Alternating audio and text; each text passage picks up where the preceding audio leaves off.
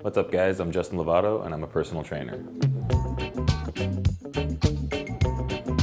Fitness was a long time ago when I got into it. I got into it around 14 years old, and one of the questions I get asked is like, why did I get into it? And it's strictly for the love of training. I love the idea of training. I couldn't wait to do it again the following day. So at 14 years old, I started training in my friend's basement and fell in love with it and been doing it ever since. Originally, I'm from upstate New York. It's just a little bit slower, or a lot bit slower. When I got into bodybuilding, when I was just strictly working out all the time, everyone kept mentioning how I needed to get into bodybuilding shows. And at the time, I never thought I would even step on stage. It was never a thought process in my mind. And as the years went by, I kept being told I should step on stage, so I eventually stepped on stage at 19 years old. And that's how I got into bodybuilding. I moved out to California 8 or 9 years ago now. Been here, and I moved out here to pursue bodybuilding, but then fell into personal training. That's what I've been doing ever since. It's a lot of fun.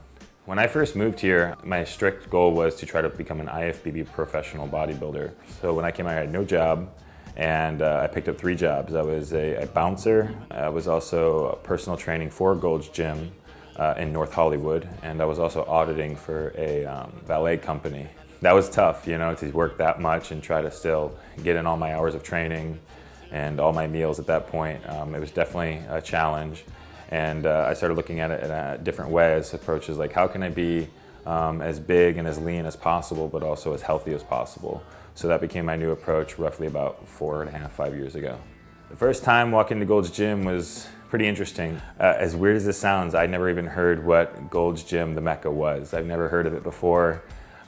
Even when I moved here, I went to Gold's Gym in North Hollywood. I didn't even know there was a gym out here that everyone came and trained at. That was the best gym in the world at the time, or still is. I just went in like, man, this is a pretty big gym, it has great equipment, and there's a lot of big dudes. So it felt really great for me. I felt right at home. And so I'm there frequently. At the time I was training, I think a ton of clients too, between 8 and 12 clients a day.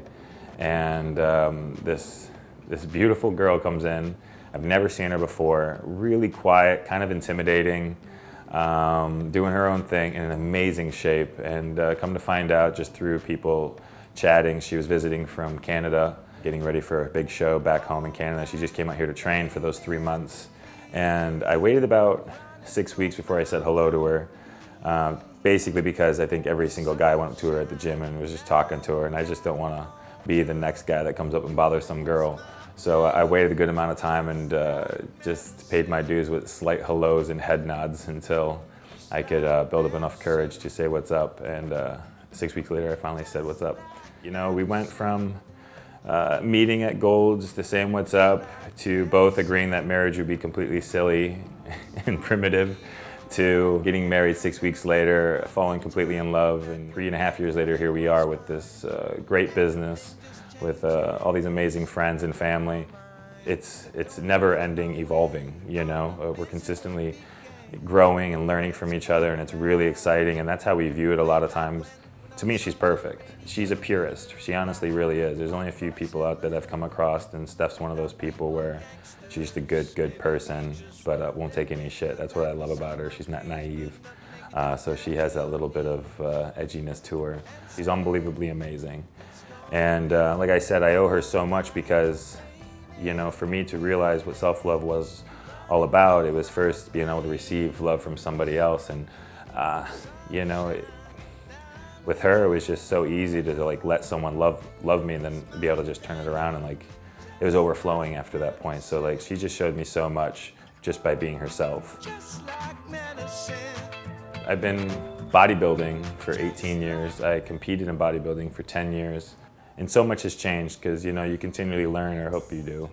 And one of the things was understand the importance of what goes into your body.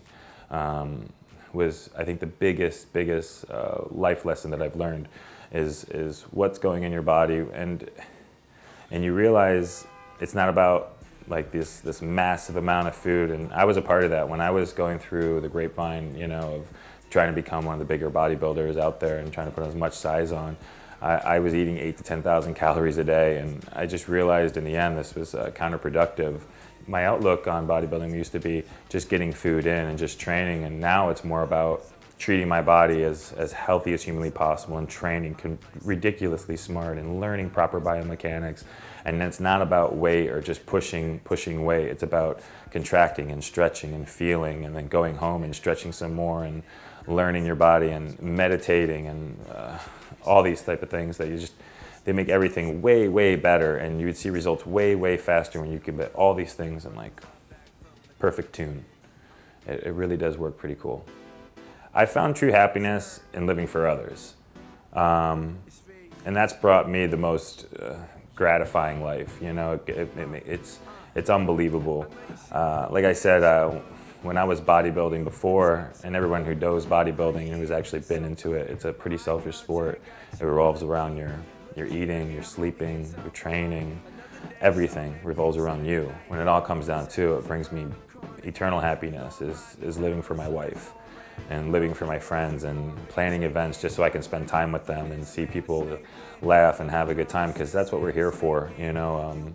I know we all have to work and we all have to make money, but that's not what we're here for. That's not happiness. It's about spending time with the right people and being with the right people, and you know, and seeing them be happy. Like, that's what it's about.